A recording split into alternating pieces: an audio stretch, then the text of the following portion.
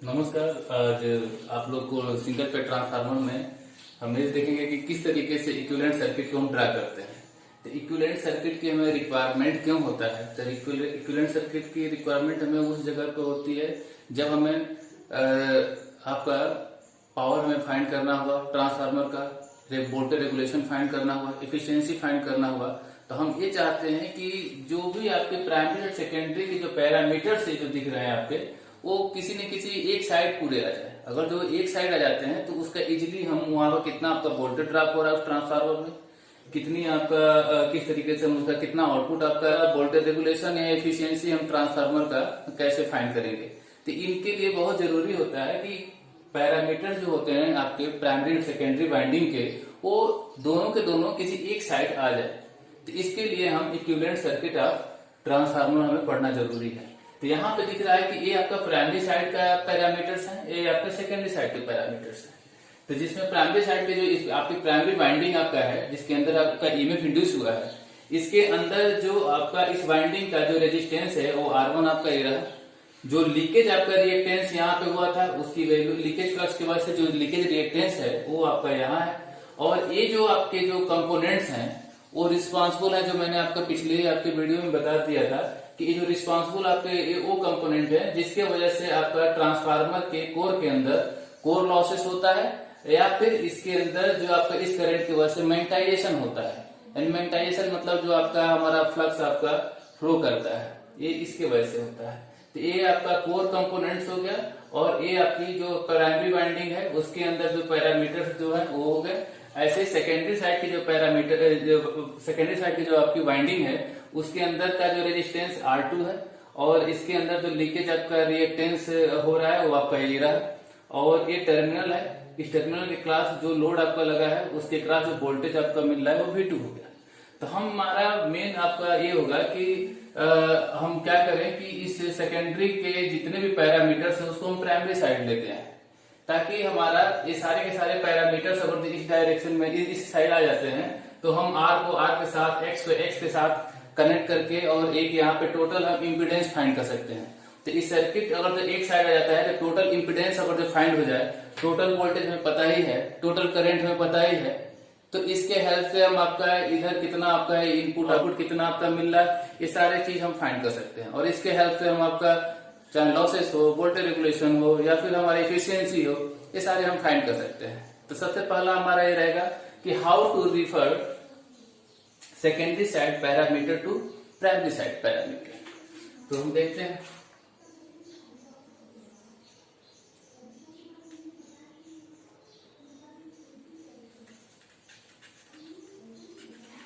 Secondary side to primary side, clear? तो यहां पे हम क्या कर रहे हैं, पैरामीटर्स को सेकेंडरी साइड से प्राइमरी साइड में मतलब हम क्या कर रहे हैं, आपका ट्रांसफर कर रहे हैं, यानी इसको हम आपका रिफर कर रहे हैं। तो यहाँ पे देखते हैं कि कैसे इसको हम रिफर करेंगे। तो हमें एक रिलेशन पता है जिसको आपका हम ट्रांसफार्मर रेशियो करते हैं। तो एक रिलेशन हमें पता है कि E1 upon E2 equal to A, clear है? तो E1 upon E2 equal to A है। तो यहां से एक हमारा रिलेशन आ जाएगा। ये रिलेशन आपका क्या आ जाएगा, यहां से हम कर सकते हैं कि जो E1 है वो किसके बराबर है, तो A इंटू E2। तो इससे ये पता चलता है कि हमारा E2 इस E1 के बराबर तब होगा जब हम इसके साथ A से मल्टीप्लाई करें, क्लियर है? यानी हमारा जो E2 का वोल्टेज है वो प्राइमरी साइड जाने लायक तब होगा जब हमारा A से मल्टीप्लाई कर दें, ताकि A से मल्टीप्लाई कर देंगे तो ये जो आपका वैल्यू है वो इस वैल्यू के बराबर हो जाएगा। यानी दैट मीन्स कि अब E2 हमारा E1 के साइड जाने के मतलब प्राइमरी साइड जाने के लायक बन गया, क्लियर है? इसी तरीके से यहाँ पे देखिए, अगर जो हमारे पास यहाँ पे देखिए सेकेंडरी साइड में, तो यहाँ पे करंट किसमें फ्लो कर रहा है, इस सर्किट के अंदर करंट फ्लो कर रहा है। तो करंट जब आपका यहाँ पे आ रहा है तो यहाँ पे भी एक वोल्टेज ड्रॉप हो रहा है, यहाँ भी वोल्टेज ड्रॉप हो रहा है। ये वोल्टेज खुद है ये है, और ये आपका E2 वोल्टेज है। तो E2 के लिए जो रिलेशन है उसके लिए हमारा ये आपका E1 equal to A into E2 आ गया, जिससे ये पता चला कि E2 आपका वोल्टेज E1 की तरफ जाने लायक तब होगा जब A से मल्टीप्लाई करेंगे। E2 क्या है, वोल्टेज है। इसी तरीके से जो ये I2 R2 है, ये भी आपका सेकेंडरी साइड का वोल्टेज है। I2 X2 ये भी आपका सेकेंडरी साइड का आपका वोल्टेज है, चाहे इंडक्टिव वोल्टेज ही है, लेकिन है तो सेकेंडरी साइड का। तो ये प्राइमरी साइड लायक जाने लायक कब होंगे, जब उसमें भी हम ए से मल्टीप्लाई करें। तो हम इस तरीके से समझ सकते हैं कि हम सेकेंडरी साइड को मतलब ट्रांसफर कर रहे हैं, किस साइड, आपका प्राइमरी साइड। जब हम सेकेंडरी से प्राइमरी साइड कर रहे हैं तो यहाँ पे जो सेकेंडरी साइड की जो वोल्टेज ड्रॉप क्या है, तो हमें पता है कि जो E2 है वो आपका E इंटू आपका A इंटू E2 कर दें तो ये किसके बराबर हो जा रहा है, प्राइमरी के E1 के बराबर। क्लियर है। ऐसे ही आपका जो रेजिस्टेंस है, आपके जो रेजिस्टिव वोल्टेज है वो क्या हो जाएगा, I2 इंटू R2। ये आपका इधर कब जाने लायक होगा, जब इसके अंदर जैसे E2 में हमने A से मल्टीप्लाई कर दिया तब आपका ये E1 के बराबर हुआ था इस रिलेशन से। इसी तरीके से जो I2 R2 है उसमें हम A से मल्टीप्लाई कर दें तो वो आपका प्राइमरी साइड जाने लायक हो गया। तो अगर हम इसको कर देते A इंटू I2 R2, लेकिन ध्यान देने वाली बात यह है कि जो प्राइमरी साइड जो करंट होता है वो क्या होता है, आपका I1 है। तो ये आपका यहाँ पे क्या है, आपका I2। तो एक रिलेशन और हमें पता है, एक रिलेशन हमें पता है कि जो हमारा I2 upon I1 equal to A होता है। तो हम लिख सकते हैं कि I2 equal to A into I1। ए आपका क्या होता है, एक तरह से I1 डैश कर सकते हैं, यह I1 डैश होता है। ठीक है। तो A इंटू क्या, A2 की वैल्यू क्या होगा, A into I1 dash. Clear. तो यहां पे A क्या हो जाएगा, इस I2 की जगह पे वैल्यू पुट करेंगे तो ये हो जाएगा आपका A square I1 dash R2। यानी यही चीज हमारा देखा जाए तो ये सेकेंडरी से जब प्राइमरी साइड जा रहा है तो इस तरीके से आपका वोल्टेज ड्रॉप कन्वर्ट हो गया। सिमिलरली ऐसे ही आपका हमारा दूसरा वोल्टेज ड्रॉप क्या है, I2 इंटू X2। तो अगेन आपका I2 इंटू X2, ये भी जब आपका प्राइमरी साइड जाएगा तो उसमें A से मल्टीप्लाई होगा, और जब A से मल्टीप्लाई होगा अगेन उसमें I2 आ रहा है तो I2 को फिर हम I1 के फॉर्म में हम कन्वर्ट करेंगे तो ये अगेन आपका बन जाएगा A square I1 dash X1। Clear है। और तीसरा हमारा ये बचा कौन सा, V2। तो V2 हमारा जो हमारे V2 के साथ रिलेशन ये भी है कि आपको V1 upon V2 equal to यही होता है। तो यहां से हमारा V2 जो है, V2 प्राइमरी साइड जाने लायक कब होगा, तो V2 इक्वल टू क्या हो जाएगा, अगर जो हम ये प्राइमरी साइड का जो वोल्टेज है इसके बराबर हमारा V2 कब होगा, जब इसमें हम A से मल्टीप्लाई करते हैं। यानी इसमें हम A इंटू V2 करते हैं, ये आपका प्राइमरी साइड के वोल्टेज के तरफ जाने लायक हो गया, यानी उसके बराबर हो गया। क्लियर है।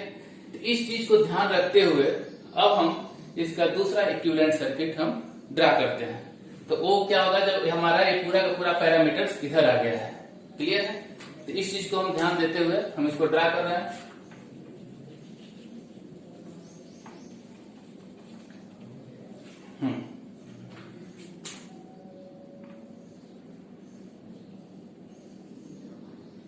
अब अगेन इस डायग्राम को यहाँ पे ड्रा करें तो देखिए आपका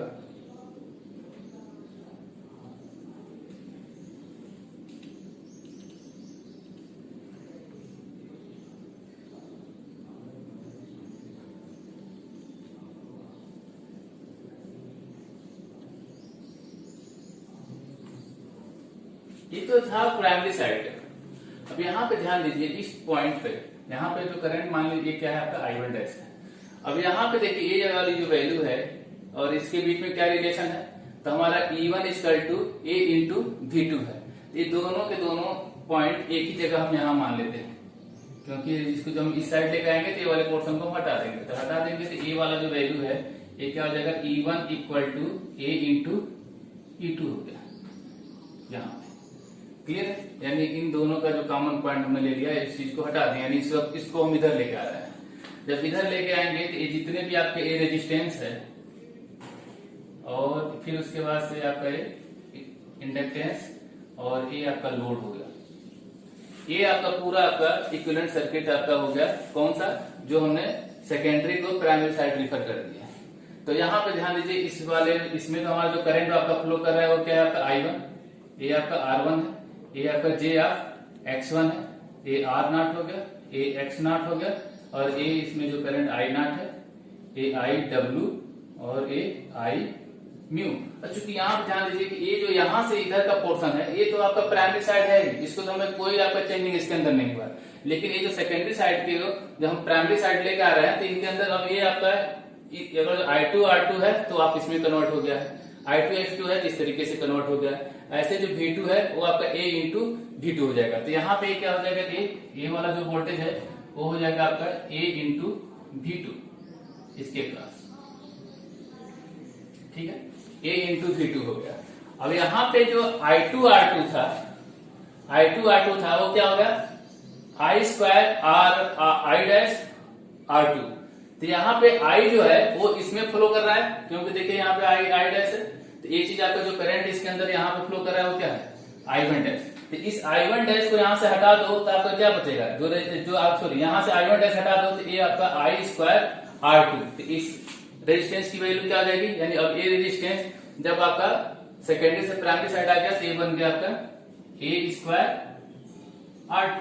सिमिलरली I1 तो हमारे इसके अंदर फ्लो कर रहा है, बचा क्या आपका I स्क्वायर X1। तो यहाँ पे जो इंडक्टेंस है, लीकेज रिएक्टेंस है, वो इधर आगे क्या बन गया A स्क्वायर इंटू X2 में कन्वर्ट हो गया। Clear.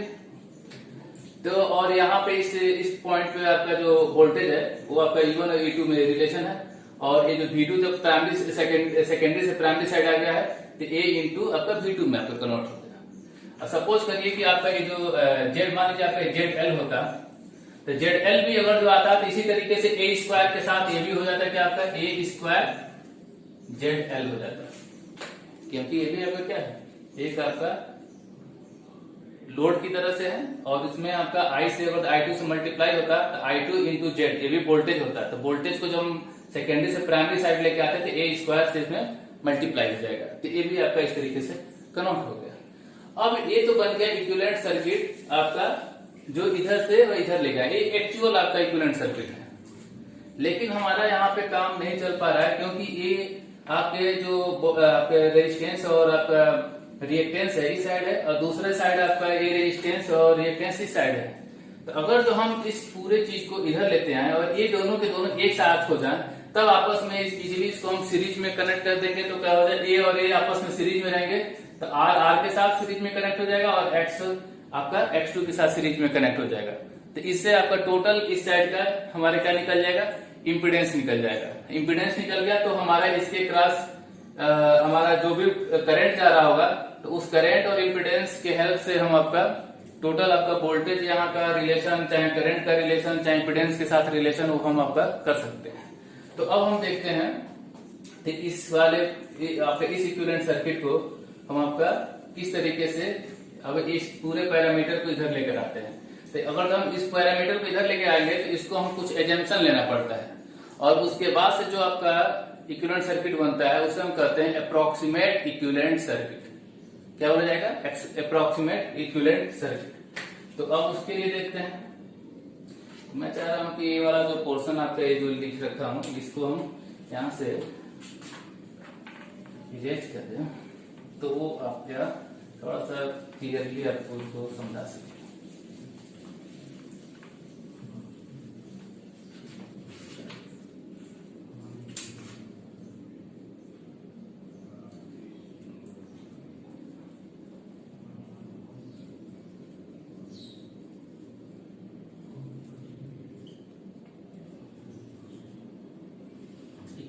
Approximate equivalent circuit referred secondary to primary, ठीक है ना। तो अब ये अप्रोक्सीमेट आपका इक्विवेलेंट सर्किट को देखते हैं, तो इसको लिए हमारा कुछ एजम्पशन मानना पड़ेगा। तो एजम्पशन क्या है कि देखिए, हमें आप लोगों को पहले ही बताया था कि जो ये I1 होता है, I1 के दो कंपोनेंट था फेजर डायग्राम से लेकर उससे पहले तक मैं तो कई बार इसको समझा चुका कि जो I1 की वैल्यू है क्या है आपका I0 plus I1 dash. Clear है। और मैंने बताया था कि I0 की जो वैल्यू है वो हमेशा बहुत कम होती है, अपने रेटेड वैल्यू का हमेशा ये 3 to 5% ऐसे ही रहता है, बहुत कम होता है। रेटेड करंट आपका क्या होता है, मान लीजिए आपके I2 रेटेड करंट है पल के लिए, I1 आपका, तो चूंकि अभी मैं रेटेड की बात नहीं सुनाना चाहता, रेटेड आपका जब मैं आगे आऊंगा तो बताऊंगा। तो मान लीजिए आपका I1 रेटेड आपका करंट है, तो इस करंट का ये जो I1 डैश होता है, I0 होता है, वो लगभग 2 to 5% ही होता है, यानी बहुत कम होता है। अगर तो ऐसा है तो यानी ये वाली I0 की वैल्यू बहुत कम है। I0 की वैल्यू कम मतलब हम लिख सकते हैं कि जो आपका I1 डैश है वो मच ग्रेटर देन आपका I0 है। अगर तो एक कंडीशन है तो हम कह सकते हैं कि जो I1 है वो किसके बराबर है, नियर इक्वल टू किसके बराबर है, आपका I1 डैश के। ये दोनों आपस में इक्वल हो गए लगभग। जब ऐसा होगा कि अब ये दोनों करंट लगभग इक्वल है, तो यानी जो करंट इसमें है वही करंट आपका इसमें है, इसका मतलब यही तो बता रहा है जंक्शन। तो जो आपका करंट इस आपके पैरामीटर से, इस आपके जो रेजिस्टेंस इंडक्टेंस के अंदर फ्लो कर रहा है, वही करंट इसके अंदर फ्लो कर रहा है। तो इसको अगर ऐसा हो रहा है तो इस चीज को हम यहाँ पे बना दे, जब दोनों में सेम वही करंट फ्लो कर रहा है तो इस सर्किट को हम यहाँ पे बना दे, तो वही जो अगर जो ऐसा बना देते हैं तो वही आपका अप्रोक्सीमेट इक्विवेलेंट सर्किट बनता है उससे। तो कैसे आपका होगा, तो देखते हैं। इस एजम्पशन को लेकर अगर हम चल रहे हैं तो आपका जो इक्विवेलेंट सर्किट आ जाएगा, इसको थोड़ा सा इरेज करते हैं। इसके बाद ये जो इक्विवेलेंट सर्किट आएगा वो आपका हो जाएगा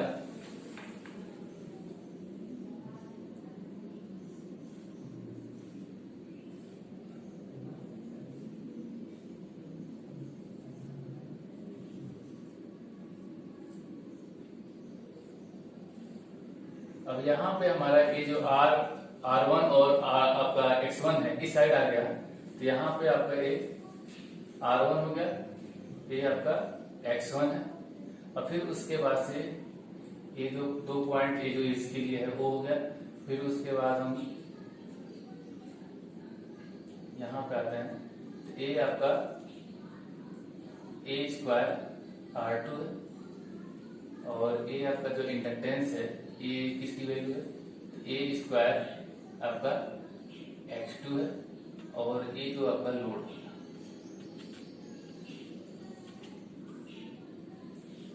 ये है आपका A² ZL, और इसके क्रॉस जो वोल्टेज ड्रॉप हो रहा है वो क्या है, A इंटू ये है A इंटू V2 इसके इस टर्मिनल के क्रॉस, ठीक है। तो ये हमारे पास, और ये हमारा क्या हो जाएगा, ये R1 था और ये जे आप X1 है, इसके अंदर आपका I0 इधर जो करंट फ्लो कर रहा था वो I1 डैश था, यहाँ पे हमारा ये I1 हो गया, और इसको हम R0 H0 IW हो गया, और इसको हम लिख सकते हैं I म्यू, ठीक है। तो ये अब हमारा जब ये पैरामीटर हमारा इस साइड रिफर हो गया, ड्यू टू आपका हमने एजम्पशन कुछ मान रखा था अभी जो मैंने बताया था उसके अकॉर्डिंग, तो अब हमारा कुछ सर्किट इस तरीके से बन जाएगा। तो यहाँ पे दिख रहा है कि सेम करंट इस रेजिस्टेंस के अंदर भी है, इसके अंदर भी है, इसके अंदर भी है, इसके अंदर है। तो अब हमारा R1 और R2 आपस में सीरीज में ऐड हो जाएगा, इसको आपस में सीरीज में ऐड कर देंगे, और इनसे एक क्या हो जाएगा, इक्विवेलेंट इंपीडेंस यहाँ पे मिल जाएगा, और ये आपका लोड इंपीडेंस है, ठीक है। तो अब हम क्या हो जाएगा कि इसके बाद से देखिए कि अब आपका जो हाँ ये इसके क्रॉस चाहे तो हम लिख सकते हैं कि जो अभी भी हमारा जो ए है वो क्या है आपका E1 = A इंटू E2 है, क्लियर है। और इसके देखिए ये आपका सप्लाई वोल्टेज था यहाँ पे V1 आपका सप्लाई वोल्टेज था। अब इसी सर्किट को हम क्या करें, अब चूंकि और आगे हम इसको इरेज करके बता नहीं चाहते हैं, तो इसको आपस में हम इन दोनों को एक जगह कंबाइन करें तो टोटल के टोटल आपका जो रेजिस्टेंस है वो दोनों रेजिस्टेंस मिलके यहाँ आ जाएगा, और इन दोनों रेजिस्टेंस को आपस में कंबाइन करके इसे लिखेंगे R=1 लिख देते हैं।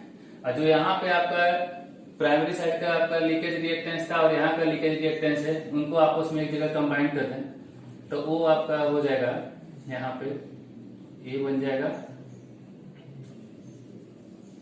टोटल आपका लीकेज रिएक्टेंस, और वो हो जाएगा आपका X=1, क्लियर।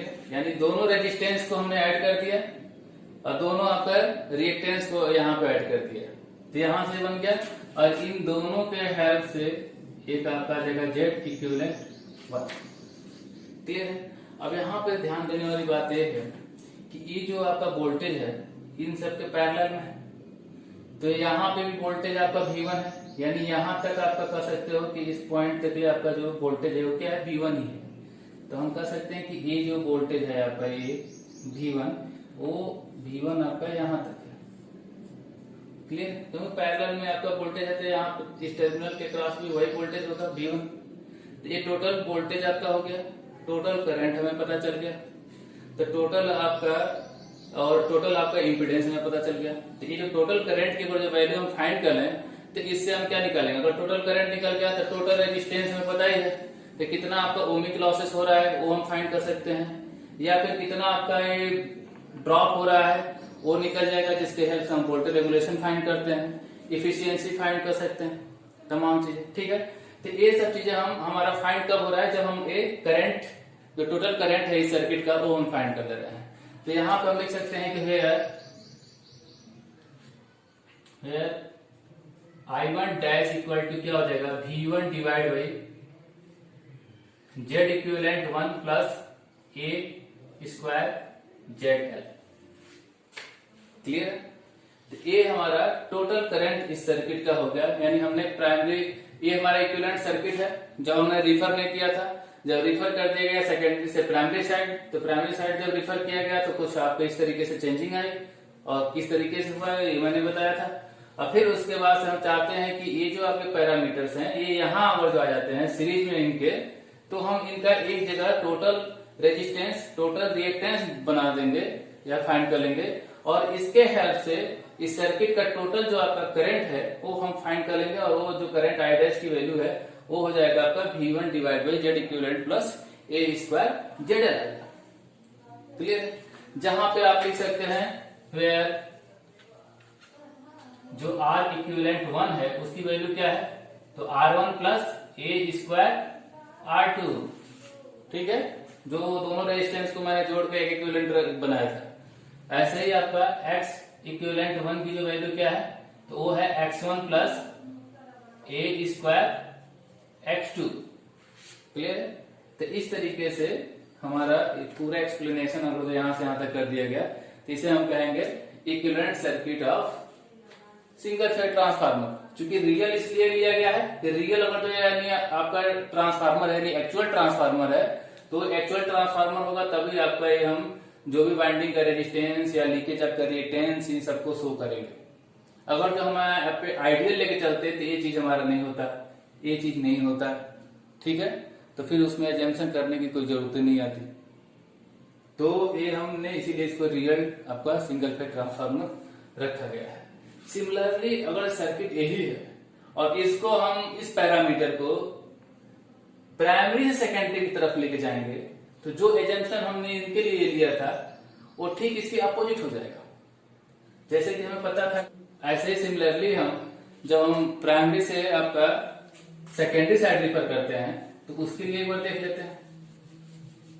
जब स्टार्ट ही हुआ है तो उसको भी देख लेते हैं।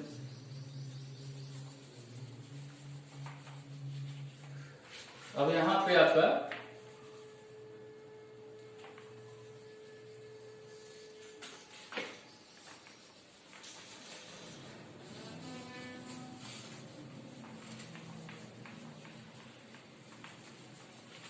हम क्या करेंगे,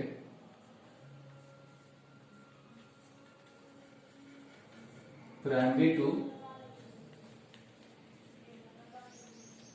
सेकेंडरी साइड। अगर हम primary to second side refer करते हैं तो उसके लिए जैसे हमारा उसमें चले थे कि हमारा रिलेशन पता है कि E1 upon E2 equal to ए होता है, तो हमारा यहाँ पे जो E2 है वो किसके बराबर हो जाएगा, 1 अपान ए E1। यानी कहने का मतलब ये हुआ कि ये जो E1 वोल्टेज है इस V2 के बराबर कब होगा, जब इसमें हम 1 अपान ए से डिवाइड करते हैं। जब तक हम ये नहीं करेंगे तब तक ये E1 इस E2 के बराबर नहीं होगा। तो जितने भी E1 के साइड हमारे जो वोल्टेज हैं, अगर जो उसमें हम ए से डिवाइड कर दें तो आपका वो सेकेंडरी के साइड जाने की तरफ बनेगा। तो अब मान लीजिए हमने क्या किया, प्राइमरी से किधर जा रहे हैं, सेकेंडरी साइड। तो primary secondary side, primary side हमारे क्या क्या है, तो हमारे प्राइमरी साइड आपका एक था, एक तो हमने मान लीजिए E1 को ही लेके चले, तो जो E1 हमारा प्राइमरी सेकेंडरी साइड गया, तो हमारा इसमें 1/a इंटू E1 किया गया, तब a किसके बराबर हुआ, सेकेंडरी साइड के जाने के बराबर हुआ, जाने लायक हुआ। इसी तरीके से हमारा इधर आपका जो वोल्टेज ड्रॉप है वो क्या है, यहाँ पे I1 इंटू R1 है, तो वो इधर जाने लायक तब होगा जब a से इसमें हम डिवाइड करते हैं, यहाँ पे I1 डिवाइड बाई R1 होगा। लेकिन यहाँ पे फिर हमें देखने वाली बात है कि सेकेंडरी साइड जो हमारा करंट है वो क्या है, I2 है। तो अगेन हमें एक रिलेशन पता है कि I1/I2 इक्वल टू क्या होता है, 1/a, या फिर I2/I1 इक्वल टू a होता है।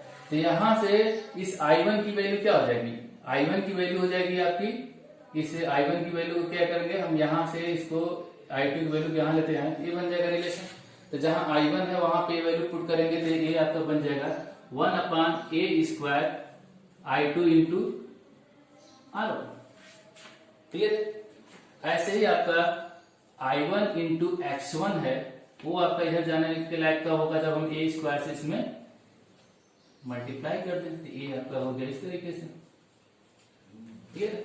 तो इस एजम्पशन को लेते हुए जब हम आपका सर्किट को इस डायरेक्शन से दूसरे डायरेक्शन में हम लेके चलेंगे, तो आपका यहाँ पे क्या हो जाएगा सर्किट आपका, वो सर्किट एक बार अगेन हम बना देते हैं। मैं चाहता कि उसी सर्किट में आपको समझा देता, लेकिन कुछ ज्यादा ही उसमें क्लियरिटी नहीं हो पा रही थी। तो अब ये देखिए, अब मान लीजिए पूरे के पूरे पैरामीटर्स हमारे इधर चले गए, तो अब यहां जा रहा है तो हमारा ये रेजिस्टेंस, इंडक्टेंस, ये आपका कोर के लिए रिस्पॉन्सिबल पैरामीटर्स, ये आपका R0, ये हो गया X0, ये हो गया। अभी करंट की वैल्यू जो है अभी मैं वो बताता हूँ यहाँ पे क्या होगा, और फिर उसके बाद से सेकेंडरी साइड खुद का अपना रेजिस्टेंस तो है, ये लीकेज आपका रिएक्टेंस भी है, और ये आपका लोड भी आपका है। तो कुछ इस तरीके से ये सर्किट आपका बन रहा है। अब ये जो पैरामीटर्स हमारा प्राइमरी से सेकेंडरी साइड जा रहा है, तो क्या हो रहा है, यहाँ पे 1/a² I2 R2, तो चूंकि इधर आपका जो करंट फ्लो कर रहा है ये क्या है आपका, ये I2। क्लियर है। तो इधर आपका करंट क्या है आपका, ये I2 है। तो हम इस I2 को ये भी लिख सकते हैं क्या, a इंटू I1। तो हम यहाँ पे थोड़ा सा और इधर लिख दें, इसमें जो करंट है आपका वो क्या है, I2 है, और I2 को हम क्या लिख सकते हैं, a इंटू I1 है, क्योंकि हमारे पास रिलेशन एक था, उससे हम ये फाइंड कर लिए। अब ये जो रेजिस्टेंस आपका ये जो था प्राइमरी साइड, वो सेकेंडरी साइड रख गया, तो ये हो गया आपका 1/a² R1। ऐसे ही जो आपका ये रिएक्टेंस है, वो लीकेज रिएक्टेंस से इधर गया, तो हो गया 1/a² X1। और जो करंट हमारा यहाँ पे I0 होगा, अब ये हो जाएगा a इंटू I0 हो जाएगा। ऐसे जो इसमें करंट आपका है वो a इंटू IW हो जाएगा, और इसमें भी जो करंट होगा वो a इंटू आपका I म्यू हो गया। और ये देखो ये आपका R0 और X0, अगेन ये भी तो आपके प्राइमरी साइड के जो पैरामीटर्स है। तो जब ये आपके वोल्टेज ग्राफ के फॉर्म में जब उधर जाएंगे, तो अगेन इसमें हम a² से डिवाइड करना पड़ेगा। तो यहाँ पे भी हमारा a² से डिवाइड हो जाएगा, यहाँ पे भी आपका a² से डिवाइड हो जाएगा। और यहाँ पे आपका सेकेंडरी साइड का जो रेजिस्टेंस R2 एजिटिव रहेगा, और ऐसे ही आपका ये X2 भी एजिटिव रहेगा, और ये ZL और जिसके क्रॉस V2 है वो भी आपका एजिटिव है। यहाँ पे ये जो आपका a इंटू I1 है, इसे हम I2 डैश हम लेके चलेंगे, और ये हो गया, और इसके क्रॉस जो करंट है वो हो गया आपका I2। ठीक है। अगेन प्राइमरी के अकॉर्डिंग जैसे हमारा this plus this plus this equal to this plus this होता है, यानी I1 equal to I1 dash plus I0 है। तो फिर एजम्पशन हमने किया कि ये वाला जो कंपोनेंट का करंट है वो बहुत कम है, तो ये करंट और ये करंट आपस में लगभग इक्वल है, तो इसलिए हमारा इधर का जो पैरामीटर्स है इस पैरामीटर के साथ मैच कर गया था। इसी तरीके से इसमें हम करेंगे कि दिस आपका ये वाला जो आपका करंट है I2 डैश वो I0 और प्लस I2 के बराबर है। तो ये जो I0 की जो वैल्यू है वो बहुत कम होगा इस I2 से, यानी ये I2 डैश और I2 दोनों इक्वल होंगे, लगभग दोनों इक्वल होंगे, तो यानी ये वाले पैरामीटर्स इस तरफ जाने के लायक हो जाएंगे, यानी दोनों में सेम करंट फ्लो कर रहा है। जब ऐसा होता है तो R को R के साथ और X को X के साथ हम आपका सिंपली ऐड कर सकते हैं सीरीज के फॉर्म में, ठीक है ना। तो आपका ये अगेन आपका इक्विवेलेंट जो सर्किट इसका बन जाएगा, वो सर्किट आपका बनेगा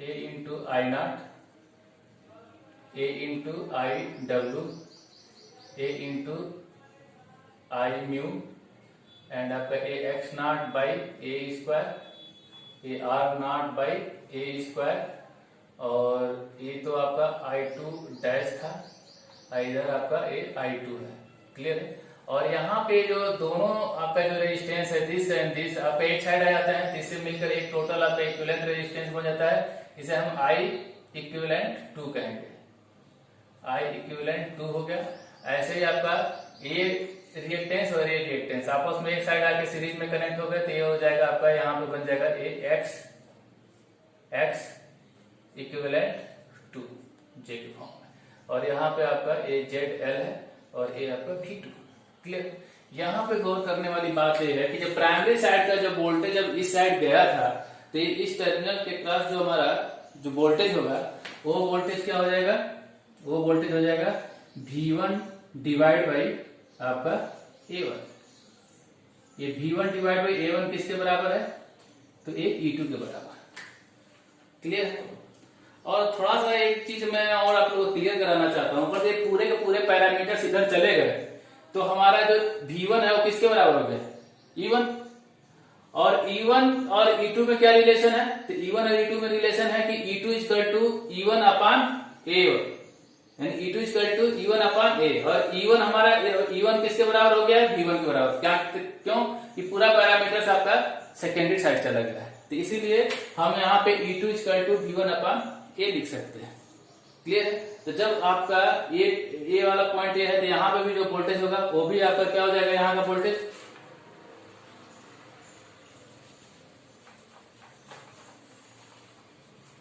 अगेन आपका यहाँ का जो वोल्टेज होगा ये वाला पोर्शन, ये टर्मिनल पर जो वोल्टेज होगा ये हो जाएगा E2 equal to V1 upon A, ये आपका यहाँ का वोल्टेज हो गया, क्लियर। और ये वोल्टेज यहाँ के लिए है, तो यहाँ पे भी वही वोल्टेज होगा। तो चाहे तो अगर इस सर्किट से हम इस वैल्यू को हटा दें, तो देखा जाता है एक तरफ से क्या हो गया, ये सेकेंडरी साइड का जो इक्विवेलेंट सर्किट है वो बन गया, क्योंकि हमारा ये जो पैरामीटर्स है इनको हम इस साइड ले लेते हैं, और इसमें हमारा चूंकि हमारा ये जो वोल्टेज है इनके पैरेलल में होने के वजह से यहाँ पे भी वही वोल्टेज रहेगा, और इनके बगल में भी यहाँ पे भी वोल्टेज वही रहेगा, क्योंकि ये सब आपस में पैरेलल में थे। तो इनको अगर तो हटा भी दे, मान लेते हैं कि एक पोर्शन हटा दिए, तो अब आपका ये इक्विवेलेंट सर्किट बन गया, ठीक है। तो यहाँ से हम फाइंड कर सकते हैं, ये क्या है आपका I2 डैश नहीं I2 है, तो यहाँ से I2 की जो वैल्यू होगी इस पूरे सर्किट से, इससे लिख सकते हैं I2 इक्वल टू क्या लिखा जाएगा, I2 equal to E2 divide by आपका इनसे मिलाकर एक आपका Z इक्विवेलेंट 2 हो गया, तो ये हो जाएगा आपका Z इक्विवेलेंट 2 प्लस Z आपका L, क्लियर। और चाहे तो हम ये बता सकते हैं कि आपका जहां पे वेयर आपका क्या है, R इक्विवेलेंट 2 की वैल्यू क्या है, तो R इक्विवेलेंट 2 की वैल्यू है 1 अपान A R1 प्लस R2। ऐसे ही आपका X इक्विवेलेंट 2 की वैल्यू क्या है यहाँ पे, तो उसकी वैल्यू है 1 अपान A X1 plus X2, clear. तो ये जो आपके टोटल आपका करंट हमारा निकल गया, तो इसी के हेल्प से हमारा क्या निकालेंगे, जैसे मान लो हमें ट्रांसफार्मर का पावर निकालना है, तो V2 I2 cos I2, तो ये I2 आ गया आपका, तो यहां से I2 की वैल्यू आ गई, V2 हमारा क्या है, तो V2 आपका गिवन होगा, ये V2 की वैल्यू है, तो इनके साथ मल्टीप्लाई करके इनके बीच का एंगल जो होगा वो कहां से निकलेगा बीच का एंगल, तो फेजर डायग्राम जो मैंने याद करिए कि मैंने आपको बताया था फेजर डायग्राम कैसे हम फाइंड करेंगे। तो जो इंडक्टिव का जो फेजर डायग्राम हमने ड्रा किया था तो हमने देखा था कि V2 और I2 के बीच में φ2 आपका लैगिंग होती है, ठीक है। तो वो जो φ2 है उसके हेल्प से और I2 और इस V2 के हेल्प से ट्रांसफार्मर का टोटल पावर हम निकाल लेंगे V2 I2 cos φ2, ठीक है। टोटल आउटपुट निकल गया, ड्रॉप निकल गया, लॉसेस निकल गया, हम इफिशियंसी, वोल्टेज रेगुलेशन तमाम चीजें फाइंड कर सकते हैं अगर तो एक बार इक्विवेलेंट सर्किट के सारे पैरामीटर्स एक साइड रिफर कर दिए तो हम इजीली सारा कुछ फाइंड कर सकते हैं। तो यहां तक ये था कि how to refer primary side to secondary side, secondary side to primary side, है ना। All parameters of single phase transformer, जो भी आपके सर्किट्स के अंदर हैं पैरामीटर्स, उनको हम एक साइड से दूसरे साइड रिफर करके ये सब चीजें हम फाइंड कर लेते हैं। क्लियर है। तो आज के लिए बस आपका इतना है। और नेक्स्ट में आपका जो वोल्टेज रेगुलेशन और उसके बाद से लॉसेस के बाद से आपका रहेगा कि इफिशियंसी, एंड इफिशियंसी से पहले आपका पढ़ाया जाएगा open circuit test, short circuit test, then आपका इफिशियंसी। ठीक, ओके, थैंक यू।